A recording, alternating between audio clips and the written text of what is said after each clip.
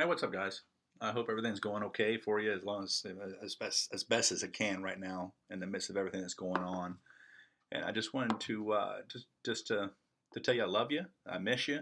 I hope you guys are doing well. I hope you guys are taking the precautions that have been set forth seriously.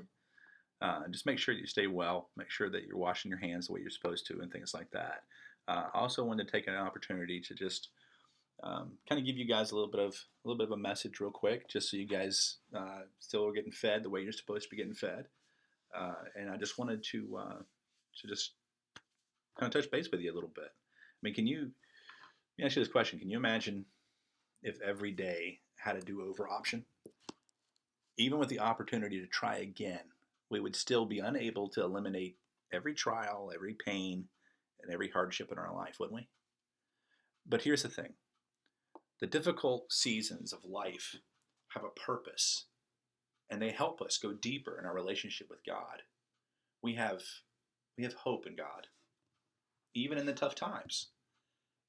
Have you ever had just one of those days, one of those days that you kind of just you thought to yourself, "Wow, I should probably just go back to bed and do this day, start this day over again."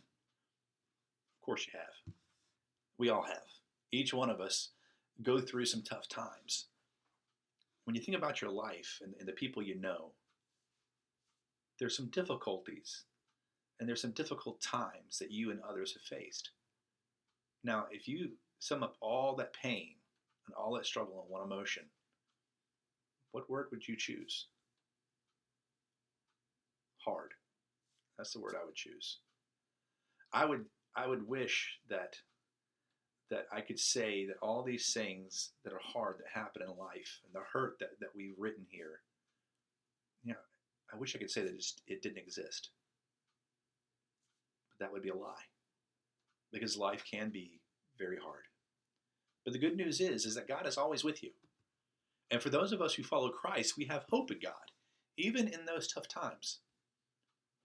Paul wrote a huge chunk of the New Testament, and he had his fair share of tough times. In 2 Corinthians 11, verses 23 through 27, it says, "I have worked harder, been put in prison more often, been whipped times without number, and faced death again and again. 5 different times the Jewish leaders gave me 39 lashes. 3 times I was beaten with rods. Once I was stoned. 3 times I was shipwrecked. Once I spent a whole night and a day adrift at sea. I have traveled on many long journeys. I have faced danger from rivers and from robbers. I have faced danger from my own people, the Jews, as well as the Gentiles. I have faced danger in the cities, in the deserts, and on the seas.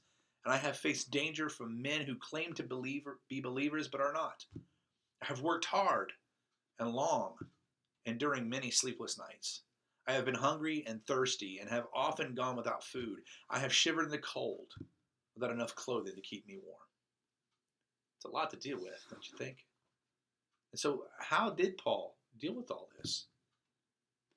I'm going to let Paul tell you in his own words because they're pretty inspiring. 2 Corinthians chapter 4, verses 7 through 9 says this: "We now have this shining in our hearts, but we ourselves are like fragile clay jars containing this great treasure. This makes it clear that our great power is from God, not ourselves. We are pressed on every side by troubles, but we are not crushed. We are perplexed, but not driven to despair. We are hunted down, but never abandoned by God. We get knocked down, but we are not destroyed." See, Paul, he doesn't diminish or discount the pain. He felt it. Yet it's the "but not" part of his words that I want you to focus on. Listen again to his words. "We are hard pressed on every side, but not crushed. Perplexed, but not in despair.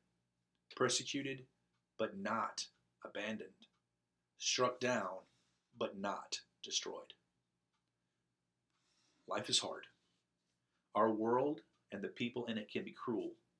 And I think Paul reminds us with his image of a jar of clay that life can really be hard, but it can sometimes leave us feeling depressed, alone, confused, uncertain.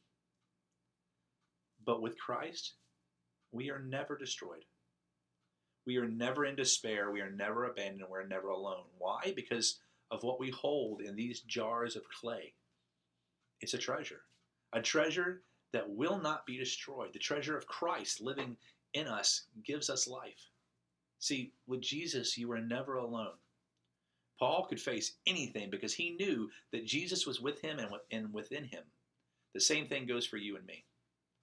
When we have Jesus within us, we can face any situation, any issue that comes at us with the confidence and the courage that David had when he faced Goliath. Because the same God that was with David on that field of battle is the same exact God that is with us now. He will not forsake us, abandon us, or withdraw from us.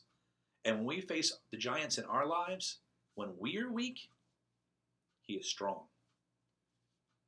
Guys, I don't know what tomorrow holds for us or what lies in the coming days and weeks, but I do know that God will be with us. And in that knowledge, we can find our comfort and strength. I pray that you guys will continue to be well, continue to strive to be the people that you are. I love you. I miss you. Rise. And I can't wait for all this to pass so that we can get back together again and have some youth group. Love you guys.